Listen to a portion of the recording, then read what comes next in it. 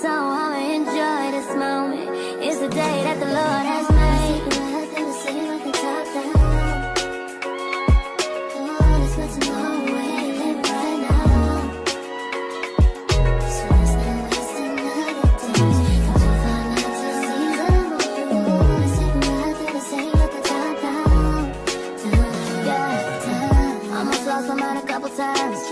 It got so hot I thought I wanna die. Blood dripping from my arm, just wanna feel inside.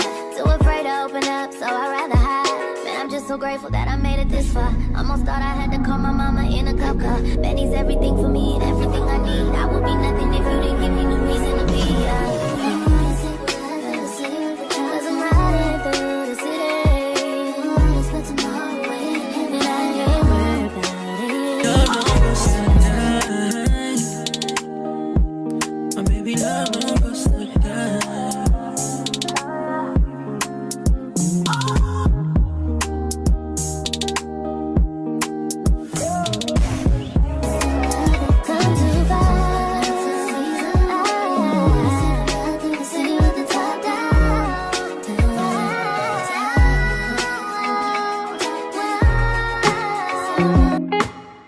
Hi beautiful people, hello. It's your girl Kalma's Diary. It's been a while. I know you all have been missing me here. It's been a while I uploaded some videos. Yeah, some things have been happening lately and I've not been getting the time and being in the mood to make some videos, and that is the reason why you've not seen me for a while. But before I talk about myself, how have you all been? Hope you all have been good. Hope you're fine. In the morning, and I'm preparing for, you know, service, and I just decided to like update you guys to know how you were doing. You know, honestly, I'm trying to make a particular kind of video, but you know, I'm trying to tailor my video to travel in respect to those whom are trying to come to Canada. I know I started that from the onset, but I kind of stopped because I was meeting, you know, the reactions I was getting, the responses I was getting from people. You know, they were like, oh, because you just recently moved to Canada and you feel you're an immigration consultant, you feel you know everything about Canada, blah blah blah. So it was kind of discouraging, and I was like, okay, I'm still new here. Despite that, what I was saying then was based off of my own experiences, but some people were not having it good and nice. So I just decided to, you know, put a stop to that kind of videos and just post about my, you know, talk about my life experiences here in Canada. But now I've been receiving messages. I have been, you know, getting comments from people on Instagram, on Facebook, asking me routes or routes in which they can come to Canada in 2024. And in fact, due to this, I recently opened a TikTok channel and posted a little bit more about it. So now I think my videos will also be touching on routes to come to Canada, you know, study, PR and all of that. Though I don't have all the information, but for the sake of you guys, I'm going to be making research on this, because it takes research to post the right information, right? And you don't want me to post, you know, information that are not correct, that are not true. So you all get ready. I'm going to be posting such videos here. All right. So, but for those who are asking, I recently made a video or a short about it, that the different routes you can route. Is it route or route? Please, I'm not a good English grammarian. Correct me if I'm wrong. The different routes in which you can come to Canada in 2024. The Canadian rules, and you know, keep changing in respect to different routes. So like you all know, I came into Canada here as a student, and I can really speak more for like coming in as a student.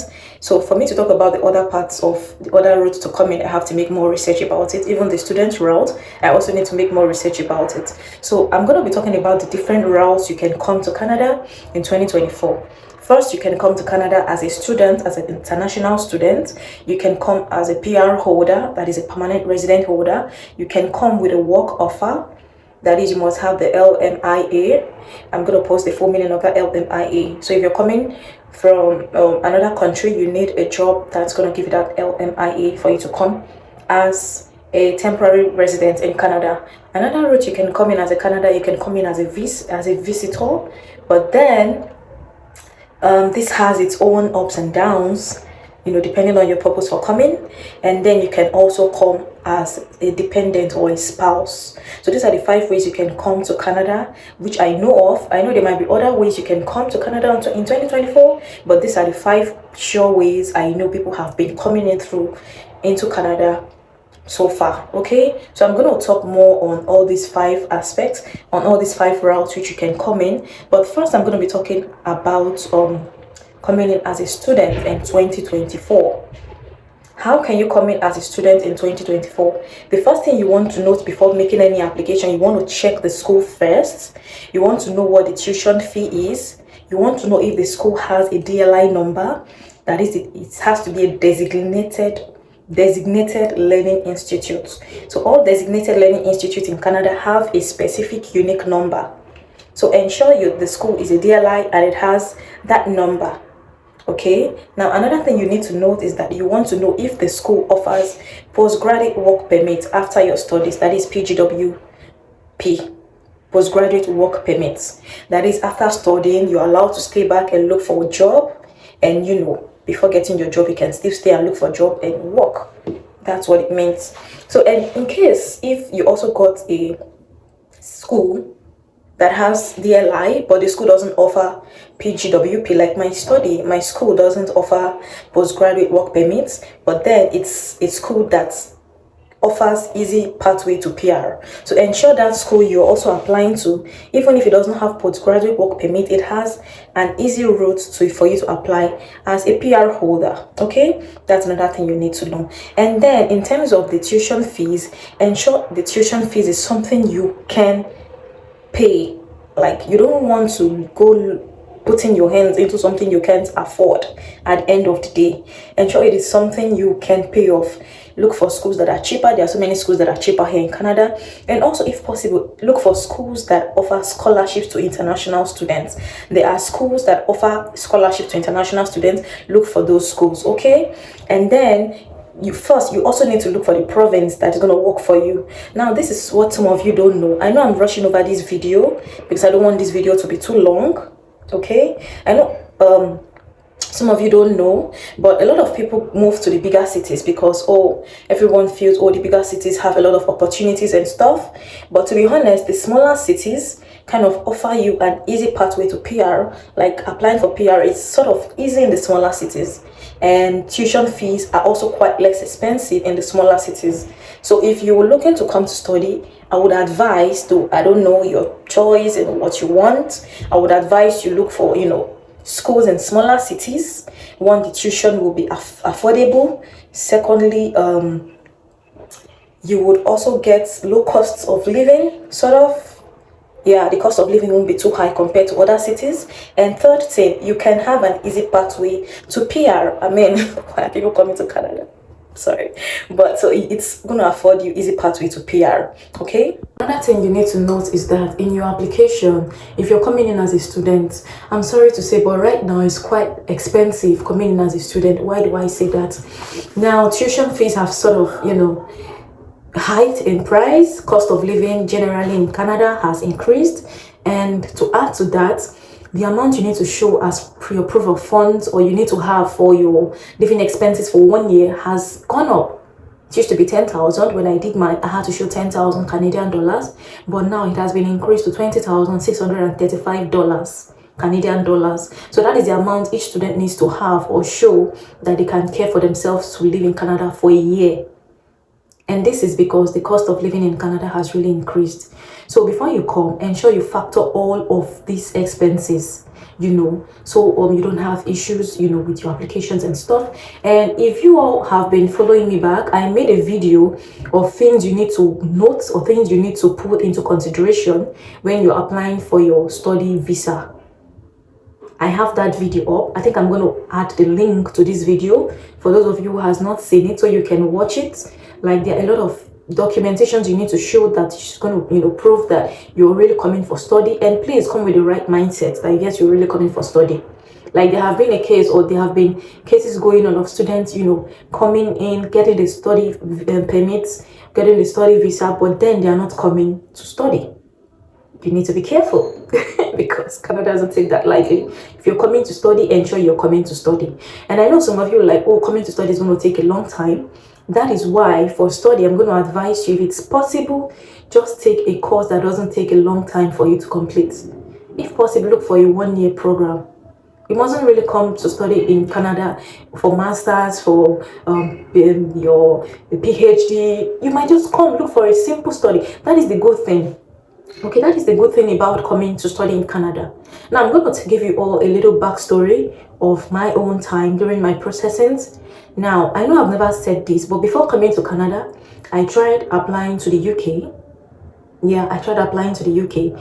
I got admitted into different schools, but then I chose a particular school. But before then, I've always wanted just a 1-year program. A program I wouldn't have to spend too much time, too much money schooling. That's what I've always wanted, but I didn't get that in the UK. I didn't get that from any institution or school in the UK. So when the UK thing didn't work, that is a story for another day. Like the day is coming, I'm going to give you all, backstory of my travel journey, of my, how my travel journey all started. I'm going to give you all the backstory later. With the hiking amount of tuition fees, and everything, I would advise you all look for those of you who are interested, you can just look for a course that takes you 1 year or at the most 2 years. But for me, I feel 2 years is a lot. But depending on you, I've always wanted a course which I would do, take for 1 year. And thankfully, God's so kind, the course I'm taking right now is just a 1-year course. So I mean, the cost of living, the cost of paying your tuition fee and everything, with the increments in dollar rate and everything, it's quite a lot for you to consider the kind of program you need to go for. And that is why before you start this process, you need to be sure of what you want to do. You need to strategize, you need to plan, you need to tell yourself, this is what I want, this is what I want to build on. You don't just want to, apply to any school, apply for any course because you want to jackpot, because you want to leave Nigeria. Trust me, if you come here without plan, without making thorough plan, you plan to fail, because you find it very difficult to sustain yourself here, and you also tend to lose your joy sort of. So before you come, you need to make a plan the course you want to study, plan what you want to do with that course, and plan on how that course can sustain you, how you can build on it after you're done in the program, how you can build on it on your stay here in Canada, and how it will benefit you here in Canada. So those are the things you need to think about before you start making any of your travel plans. Trust me, it's really, really important to make all of those plans, okay? So that is that. I'm going to talk about, coming to Canada. This is going to be the first part. Like I said, I don't want to make this video too long. So I'm going to be uploading the second part, talking about the other pathways you can come to Canada. This is the first part, like I said. So I need you to stay tuned for the second part. So you all, please do not forget to like this video. Do not forget to subscribe. And do not forget to please share my videos, because right now, like I said, I'm going to be making videos concerning travel, different routes in which you can come to Canada in 2024. Don't get me wrong, Canada needs a lot of people, but then they're making their rules a little bit more stringent so as to, invite the right kind of people. So before you make all of this, come to Canada and all of that, you need to strategize, you need to plan, you need to look for a way to come. And I know most of you are really etching towards my school, to know the school I'm enrolled to, in the program I'm taking and all of that. Trust me, I have a lot of gist for you guys. I have a lot of gist, but everything is step by step, one after the other. I'm gonna spill the tea later on. So, but if you want to hear my full story and everything, you need to keep following my channel. You need to subscribe. You need to like my videos. You need to turn on your notifications so that you'll be notified whenever I upload any videos. Okay? Thank you all for watching. I'm gonna see you all later. Bye.